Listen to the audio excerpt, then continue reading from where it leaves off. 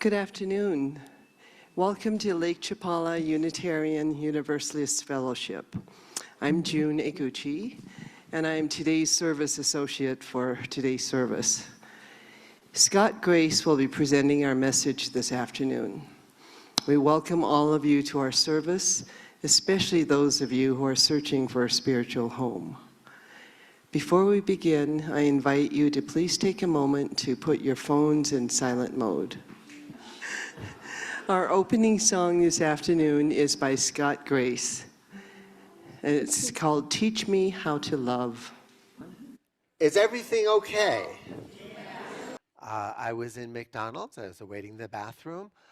Just as it was my turn, an elderly woman gets pushed in by her nanny. She's in a wheelchair. And her nanny says, "Is it okay if we go ahead of you?" And I said, "No, it's fine, sure." So when they came out, the nanny took the elderly woman's wheelchair and wheeled it right up to me. And the woman got out of the chair, very, very frail, but she looked at me through these clear, crystal blue eyes, and she said, "Thank you. I love you." And me, being young, had never felt that kind of love and presence and clarity. And I went home and I wrote this song. I think it was the first time I ever prayed. This song is actually a prayer, because I didn't want to wait until I was that old to love that boldly. And the chorus is easy to sing. You'll get it. I want to wake up in the morn and know what I'm made of. Oh, great Spirit, teach me how to love. I want to hear the birds at dawn and know what they sing of. Oh, great Spirit, teach me how to love. I've walked the world. What is it? I've learned quite well just how to hide behind these rusty walls inside. But now my heart is calling me to rise above. Teach me how to love. Teach me how to love. Teach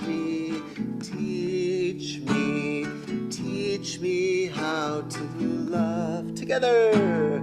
Teach me how to love. Teach me how to love. I've shined on just a chosen few who fit me like a glove. Oh, great Spirit, teach me how to love.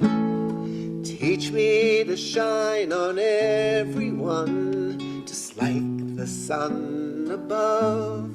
Oh, great Spirit, teach me how to love. I've walked this earth in self-defense, bracing for some punishment. Could it be I'm safer here? I've asked a jury of my fears.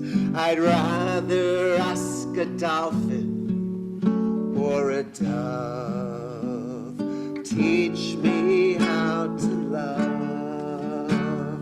Teach me how to love.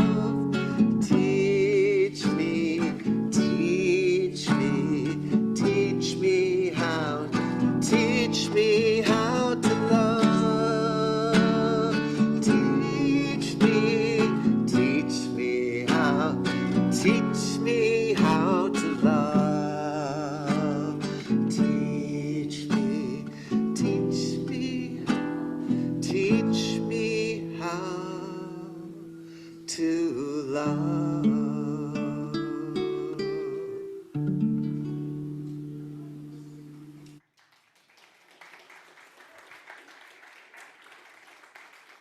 Thank you. Thank you. That was our guest soloist for the day, Scott Grace.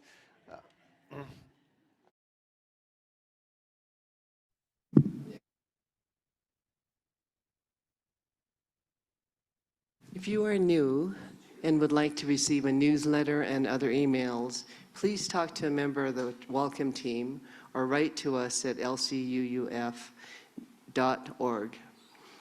Would members of the welcome team please stand up?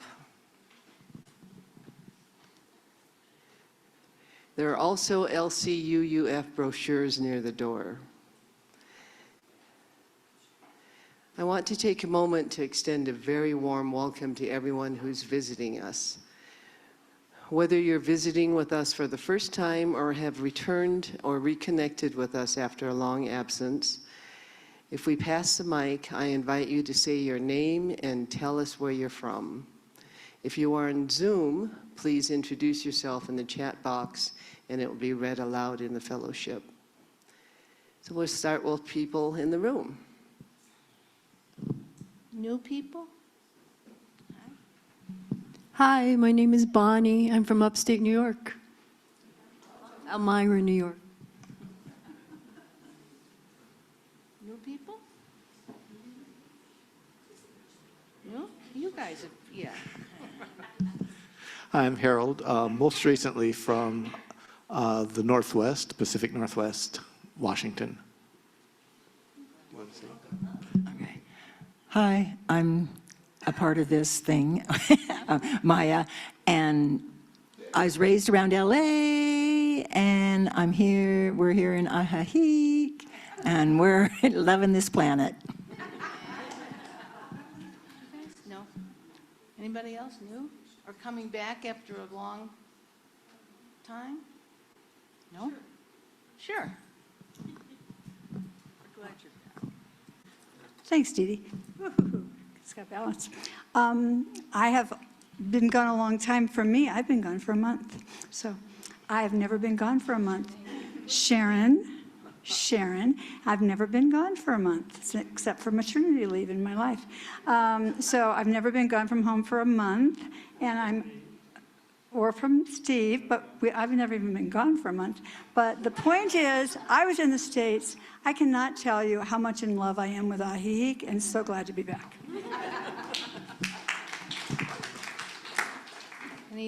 Anybody else new? Okay. Oh. On Zoom, we're saying hello to Julie from North Carolina. And is that all there is on Zoom? Okay.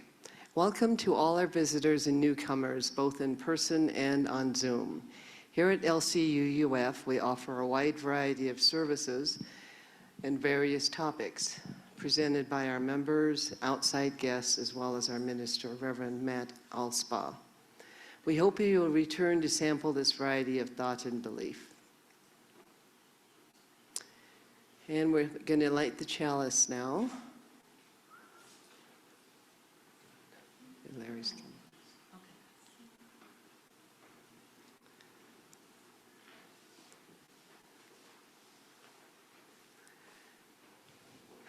Our chalice lighting words today are: be kind, be brave, be just, be merciful, be hopeful. This is how we keep the chalice flame burning until we are together again to light it anew.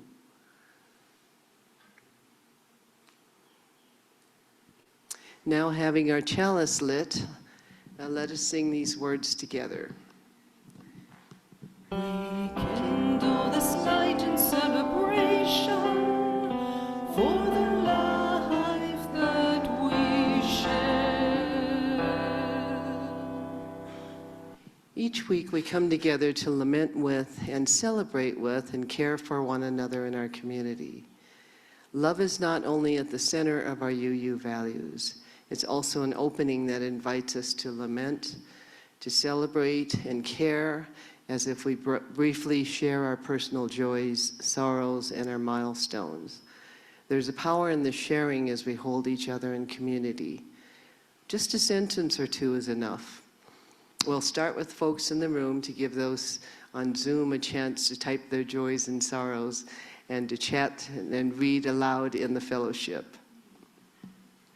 As the mic is passed, please share your sorrows or whatever you may be holding that is in need of healing and caring thoughts, and or your joys, whatever we may be celebrating, whatever evokes within you a joy, feeling of joy, peace, and gladness.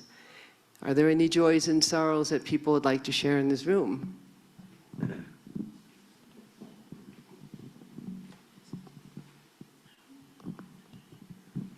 I have a joy to share.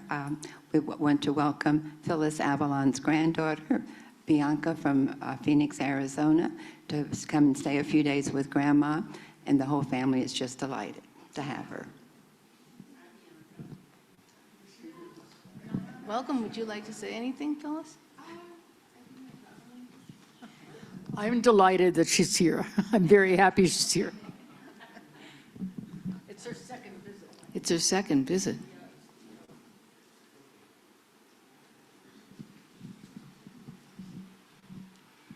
I'm Bob Coaches. I have two sorrows. One is a dear friend and former landlord, Dean Kelly, passed this week, and thoughts for his family. The second one is that Mary Doan, who was our Zoom pianist a few weeks ago, her son was in an accident a week ago Saturday and had to be air flighted to a hospital in Boston, where he's recovering but is in serious condition. Joys, sorrows?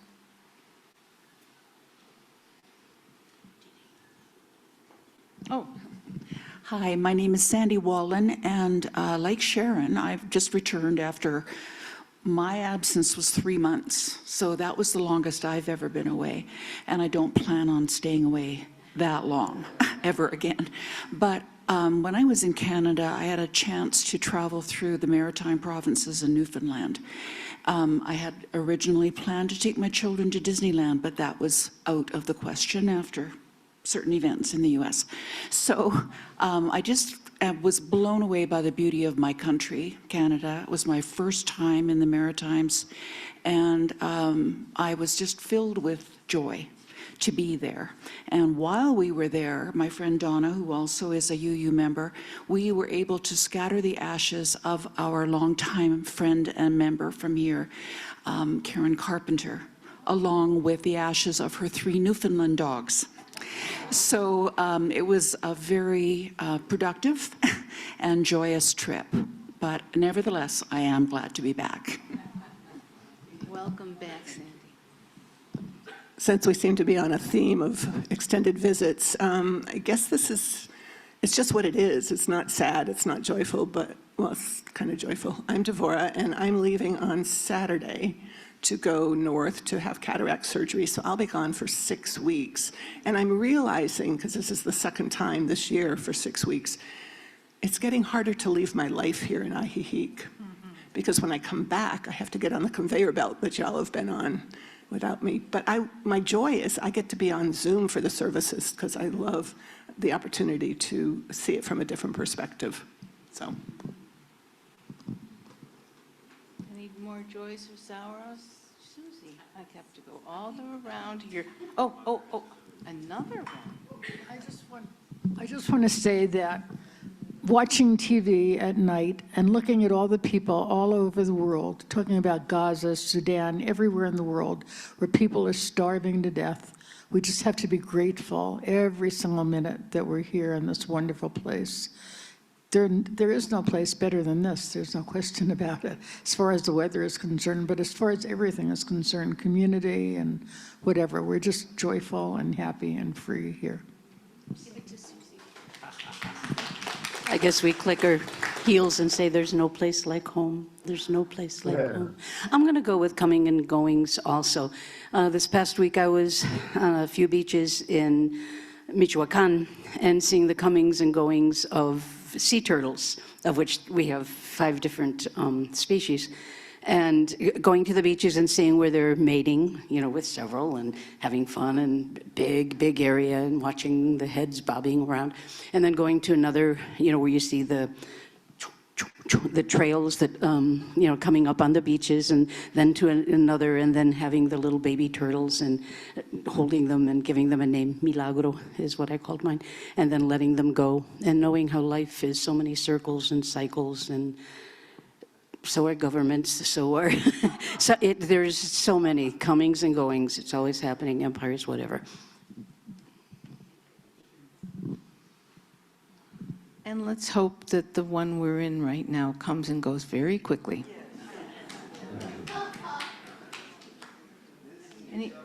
That's it?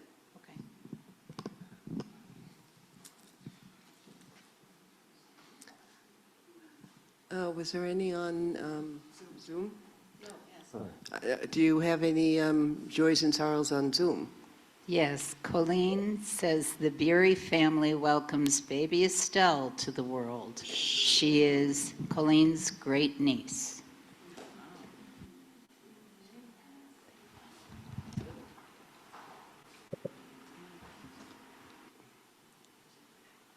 Lighting candle, I guess.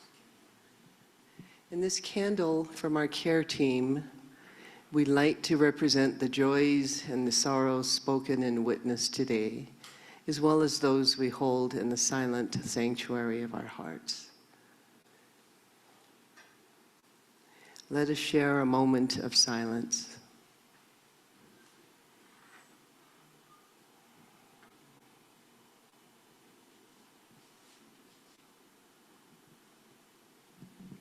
As we know, the work of our fellowship within these walls and beyond takes our time, treasure, and talents. The offering we take each Sunday is an opportunity to recommit this place and to these people. It is as much a ritual as lighting our chalice. It is a reminder of that form of love we call generosity. It is how we show we believe it's important to worship together, to help our community, and to say yes to the values of our faith. As we pass the baskets, if you are new here today or are struggling to hold things together, please let the basket pass you by. Your presence is more than enough and is a gift to us.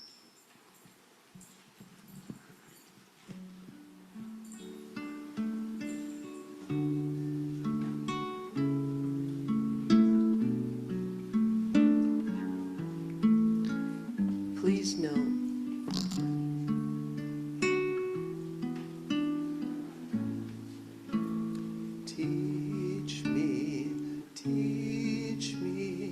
teach me how to love. Teach me how to love. Teach me how to love.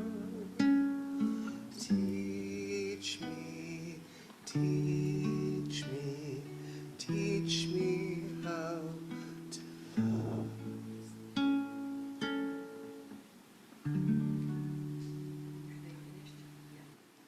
Please know that we give the money collected at the service to an organization providing services to our lakeside community. For September, we will be donating the basket to Operation Feed. The description is on the monitor. We give to remind ourselves how many gifts we have to offer. We give to remember that we are part of something bigger than ourselves. We give because we believe in music and sacred space. We give with the faith that together we have enough. May this offering sustain and grow the life, the work of this congregation. May we give in love and in hope for a better world. Scott will now read a writing from his new book, Beyond Red and Blue. Forget COVID, America's fastest spreading virus, isn't airborne, it's ego-born. Meet the real pandemic, MYHW, my way or the highway. Symptoms include a spiritual level certainty that you are right, an inability to listen without preparing your TED Talk comeback, frequent use of the words with all due respect while showing none, side effects, Thanksgiving dinners that feel like hostage negotiations, cable news meltdowns, comment sections on social media that look like demolition derbies, and nobody's immune. The more convinced you are that you're above it, the more likely you've got stage 4. The good news, MYHY can be put into remission. No masks, no vaccines, no Kennedy press conferences. Just an open mind, an open heart, a little gutsy self-inquiry.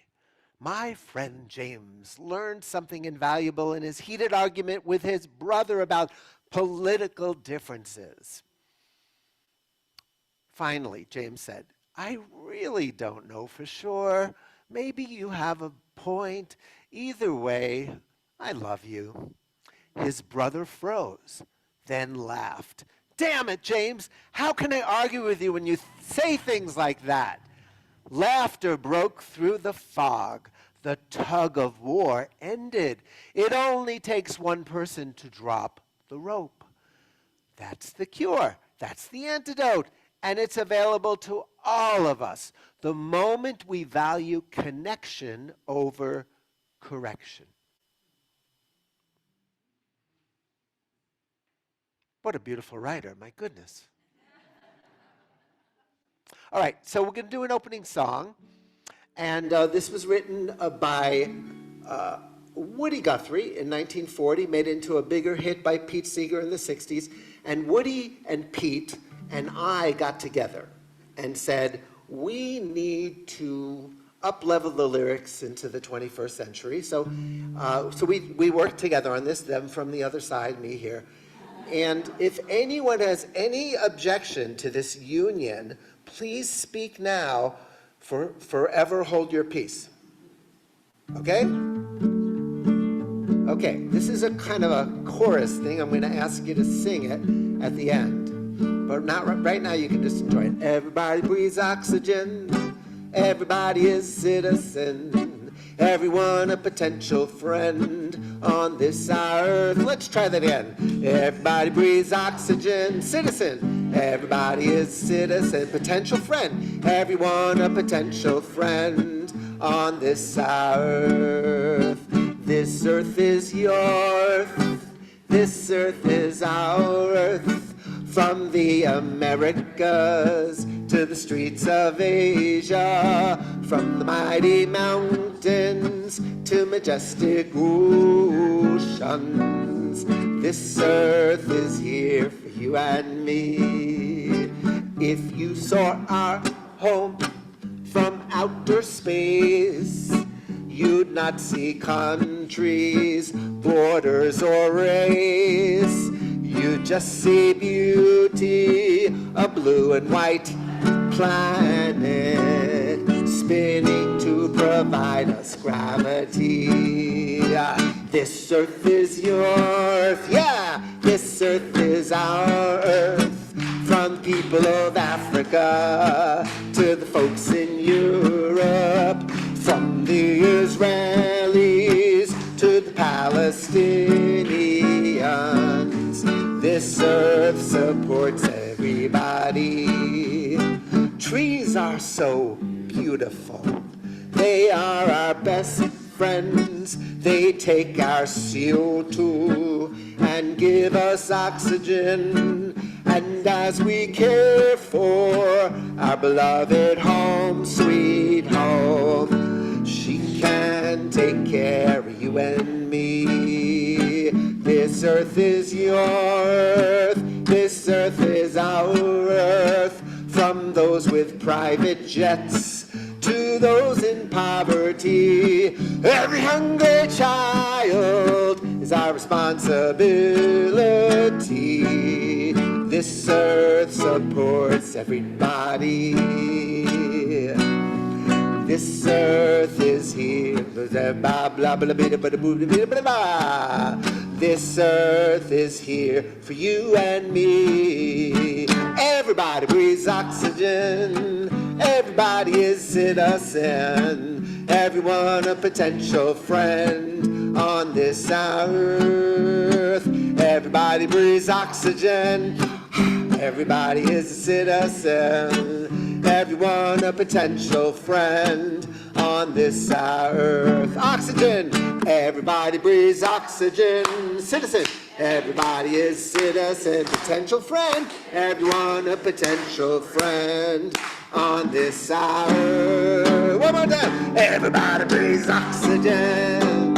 Everybody is citizen. Everyone a potential friend on this earth.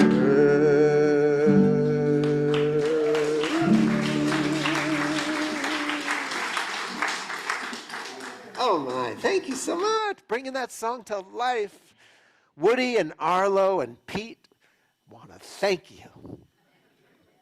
You betcha. So we have another writing from an author named Scott Grace. My grandparents lived through World War I, terrified the world might end. My parents, as Jews in World War II, feared for their lives. I came of age shadowed by mushroom clouds, imagining I'd be vaporized before breakfast. And now my daughter is growing up with climate change looming like a ticking clock. Each generation has its own end-of-the-world storyline. We all inherit fear in one form or another. And maybe, just maybe, this is the worst it's ever been. But here's the thing. Too many of us are waiting for the storm to pass before we allow ourselves to dance, waiting for the darkness to lift before we shine our light, waiting for the all clear that may never come. If you're waiting to feel safe before you feel joy, just stop. You know, just like Nancy Reagan, just say no. So today, just today, don't wait. Laugh, dance, create, connect, be a lighthouse. Even if especially if the fog is thick. The world doesn't need your worry. It needs your light. And all of the words that you said would be just fine with me, but anyway. So that's a brilliant reading. What's next? Oh, yes. That is not what's next. That's the end. So the next is the beginning of the talk. And the beginning is like this, okay? This little talk begins with some rhyming. Consult Dr. Seuss for a lesson in timing. But this is no fable for kids getting tucked in. It's a wake-up adult's talk for the nightmares we're stuck in. A talk without questions, but full of good answers. A talk without answers, but full of good questions. Ones to choose slowly for mindful digestion. Like, why do most people see just red or blue? Could there be more than one valid view? Are opinions synonymous with what is true? Is this what our founders envisioned we'd do? Old honest Abe. Now he was the man. A house this divided cannot long stand. He was Republican, President Lincoln, and I'd like to see more of the ways he was thinking. How have opinions gotten more rigid? How has the Cold War gotten more frigid? What's making extremes so darn attractive? What could be making our brains so reactive? I've cooked up a theory that needs more cooking, that points to the glasses through which we've been looking. A dark pair of lenses that filter out light till all we can see is just black and white. No room for discussion. You're wrong and I'm right. Blood pressure rises, adrenaline spikes, till I'm left with 3 options: fight, flight, or fright. And when on the menu there's only 3 F's, it brings out my worst traits and hides all the rest. No listening to you. It's time to go tribal, to stick with my own kind and steer clear of rivals. My rivals are totally up to no good. They simply cannot be the least understood.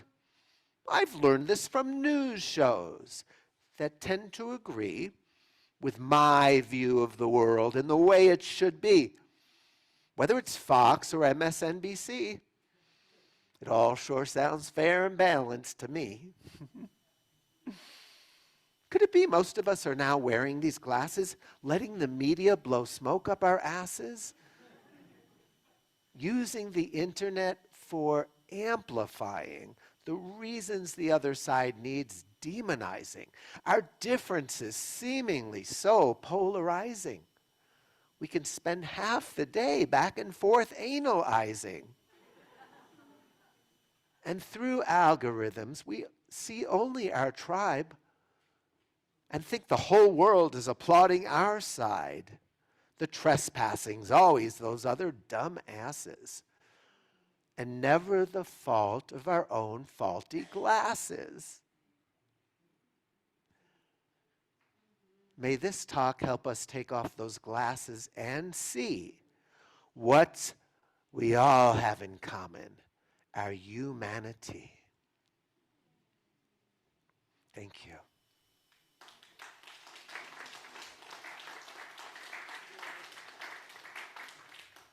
And I grew up a liberal. I was never questioning whether conservatives could have anything of value to add to my life.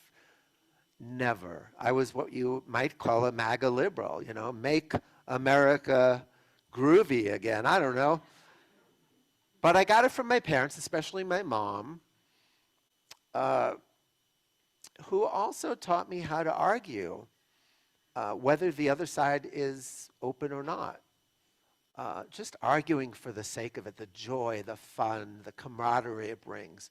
So we would have Thanksgiving, I'm being a little facetious. We would have Thanksgiving dinners, and my conservative Uncle Richie, my mother's brother, would come over, and he would zip his lip because he was definitely a conservative, and he didn't want Thanksgiving to turn into what it usually turned into, which is my mother started speaking politics. Richard, how could you possibly vote?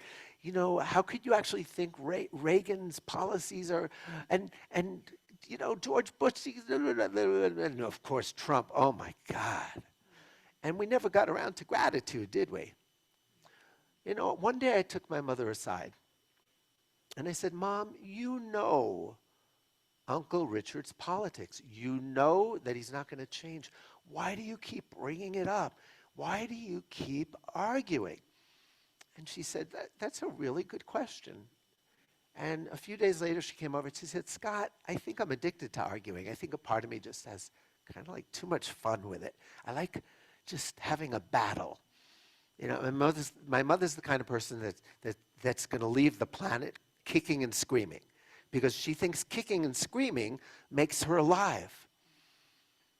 And being peaceful and relaxed and at ease with what is, to her, that's for the people who are, you know, may they rest in peace. But we have no business resting in peace. While we're alive, we need to kick and scream. So that's what she taught me. And that's what I'm unlearning ever so gradually. And I have to say, Trump is a great teacher for me because he represents all the things that I can't stand.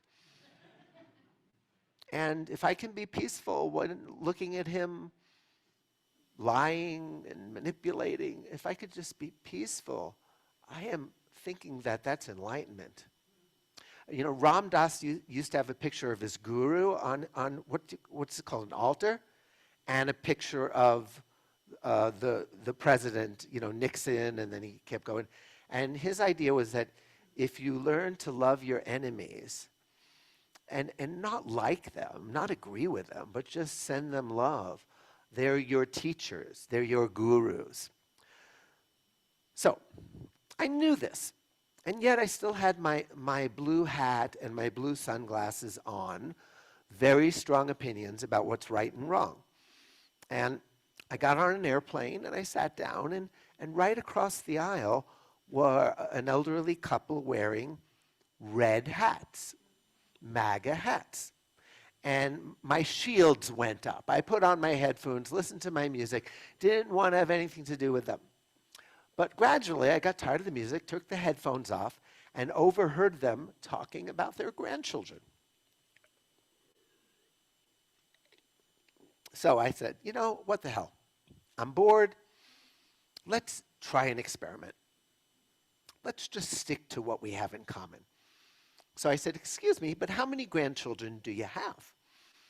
And they said 7. I said, oh my God, that's amazing. You must be so proud. Do you have any pictures?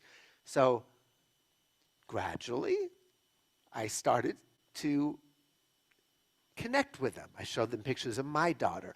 We told stories to each other. We valued some similar things, family and love and beauty. And so at some point I got the courage to ask them a personal question, 2 personal questions. Number 1 was, can I ask you a personal question? And after getting their consent, number 2 was, not how the hell did you vote for this guy? I had restraint. But what kind of world are you hoping that President Trump helps to create for your children and grandchildren? And they painted a picture of the same world that I would like for my daughter and for the world. And I was really touched by that we have radically different strategies and ideas for how to get to that world, but that in the heart, I think we may, I don't want to overgeneralize and say we all want the same thing. No, but these people wearing red hats had the same desire that I had for a more peaceful world. And I teach nonviolent communication. How many people know what that is? Okay, you guys know. So the founder, Marshall Rosenberg, and I just ran around the country studying with this guy for 10 years. And he used to say to couples when they came to him for couples therapy, I bet after you tell me what your needs are that aren't getting met, that within 20 minutes, I will help you heal your relationship. And they said, okay, you're on. And he said, okay, what are your needs? And invariably, I need for her to accept me as I am. I need for him to stop being so lazy and start putting his son. So the needs were not needs. They were desires for specifics. And so Marshall would coach people on how to speak on a need level, because needs are universal. Needs have nothing to do with the person in front of you. It has to do with what is going on in your human heart. And it could take years to learn how to speak in the language of feelings and needs, because we're all taught to speak up here. So when I got off that plane, I had 2 new friends. I gave them one of my books. They stayed in touch with me via YouTube. I felt like I won the emotional lottery. And all I did was practice curiosity. Curiosity instead of fear. Curiosity leads to good cheer.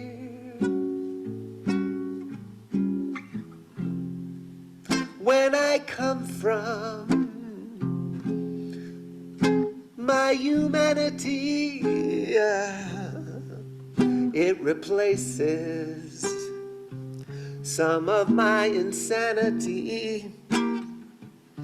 I think I might even practice with Sean Hannity too. Oh yeah. When I lead with being curious, I can't help but just be a tad less furious and much less of a judge and jury us too.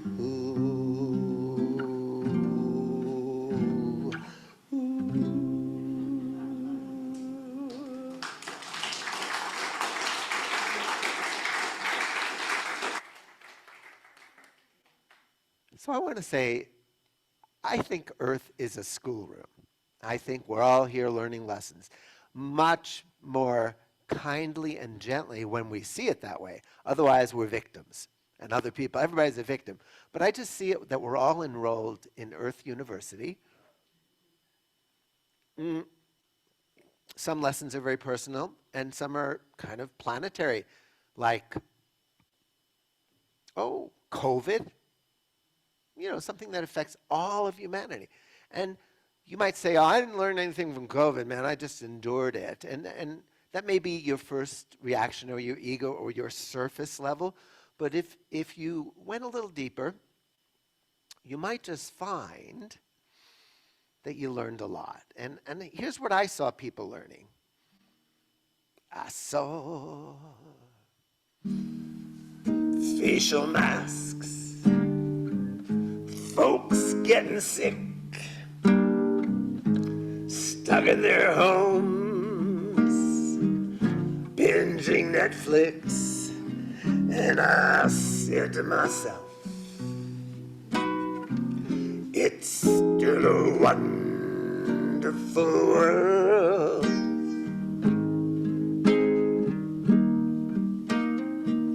I saw families slowing down, meals being shared,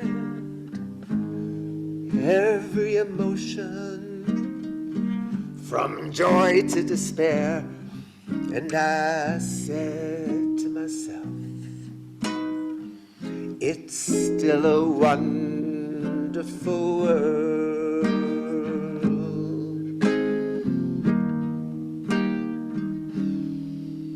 Could it be that the pandemic, traumatic as it was teaching us resilience and maybe even love? I saw friends washing hands, standing 6 feet apart, learning there's no distance between our hearts.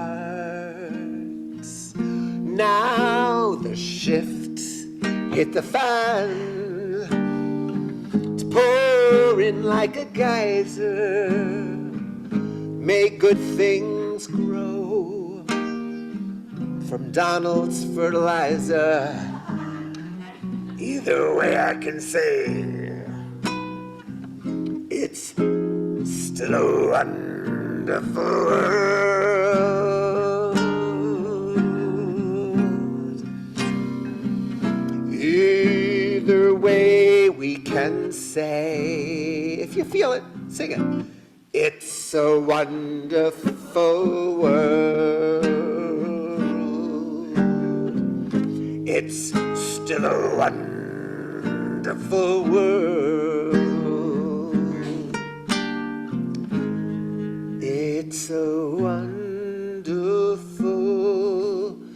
world.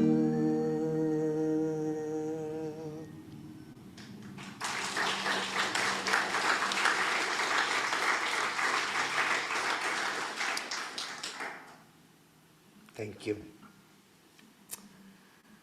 So, my friends, thank you. So this is the first time I've publicly spoken on this subject.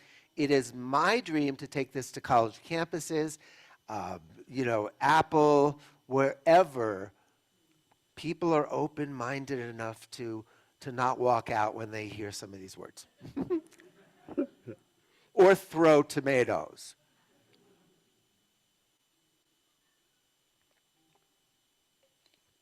So we're pretty much done. I'd like to end with what I call the spiritual Dr. Seuss part of me, which you've already been exposed to. But this is going to be the epilogue to the book Beyond Red and Blue, and it's up there. I can see it. Dee Dee. Okay, so starting from the beginning, please. Where is it? Oh, no, it's down, down, down. So this is not completed yet. There it is. But I read the rough draft to Dee Dee, and she said, oh, yes, please share that. So we've been on a journey through laughter and pain, through shadows and judgments, our ego's domain. We've practiced the art of becoming less righteous, of not letting big shots divide and entice us. We've learned to see through the other side's eyes, walk a mile in their shoes and not demonize. We've looked at our fears, unmasked them with rhyme, been willing to have some self-inquiry time. And in my own inquiry, doubts still arise. Is this book my pain in a clever disguise? When my dear parents parted, it hit me quite strong. And I begged them, why can't you just get along? Perhaps I'm projecting on the US of A. Can't we just get along and make me feel okay? On the other hand, just like oil and water, this red-blue divide might be in nature's order. Maybe this book's premise is wrong, and there's no way in hell that we can get along. It still doesn't hurt to replace our dark glasses with ones that could see that this too always passes. Will a phoenix arise from the grayest of ashes? Could Donald be helping us get off our asses? Either way, I hope you can see in your rival, underneath their strong stand, is a quest for survival. Because I think every child, woman, and man are doing the very best they can. Not that their best can't get better in time, but policing their best, it's not the best use of my time. And if you are saying, no way, Jose, the other side's not even close to okay, I've got to be strong and stand up for what's right, then speak out with passion and fight the good fight. But please do not battle with old boxing gloves. Like Gandhi and King, fight with and for love.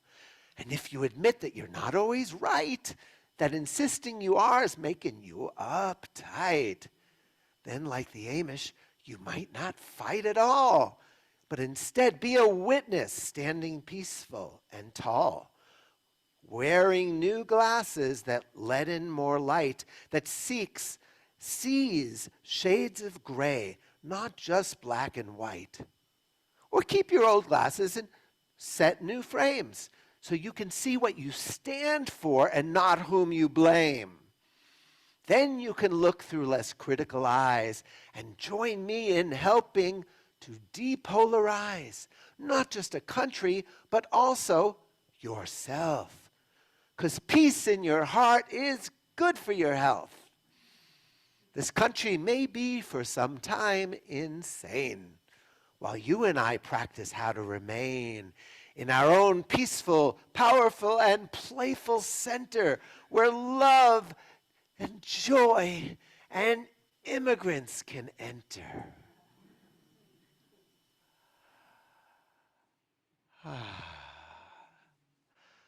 So, what does it say? Please stand as you are and are willing to be able to sing along with me. This is a song I wrote a long time ago, and before we sing it, I need a little striptease music. Do, doom, doom, do, do, do, doom, doom, doom, doom, do, do, do, doom, dum, dum, dum. Dum dum dum dum ba dum ba dum ba dum ba dum ba da dum.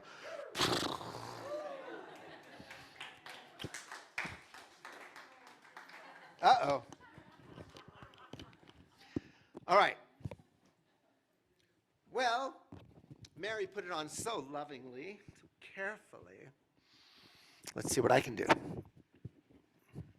Okay.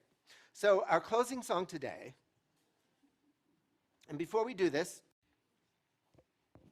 I want to invite you. I have a table right outside.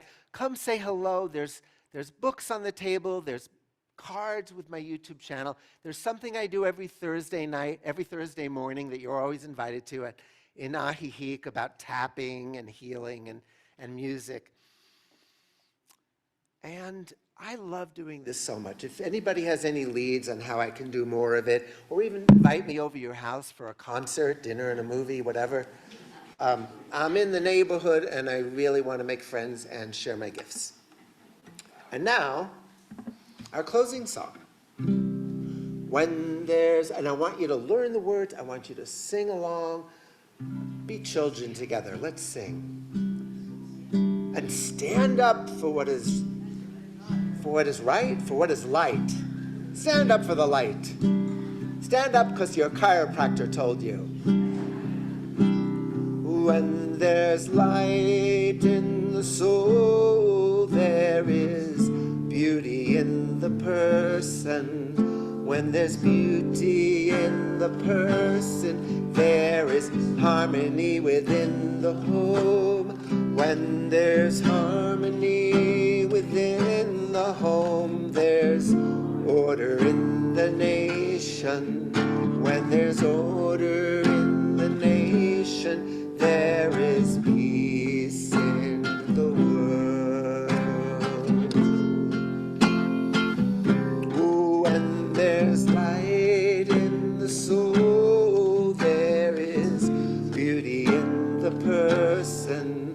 When there's beauty in the person, there is harmony within the home. When there's harmony within the home, there's order in the nation. When there's order in the nation, there is peace in the world. Let's do it one more time. When there's light in the soul. When there's light in the soul, there is beauty in the person. When there's beauty in the person, there is harmony within the home. When there's harmony within the home, there's order in the nation. When there's order in the nation, there is peace in the world. Peace in the world. Peace in the world. Sing it loud. Peace in the world. Peace in the world.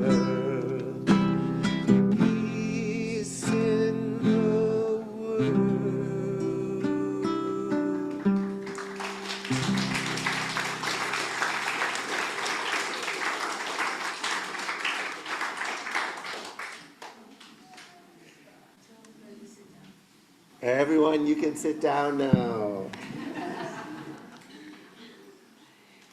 Let us extinguish our chalice.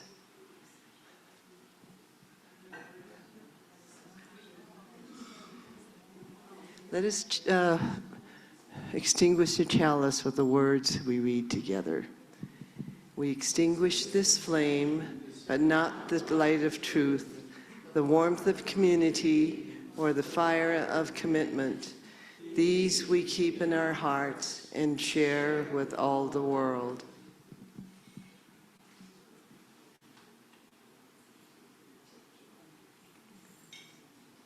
Our worship is over. Our service begins. Go in peace and with a purpose.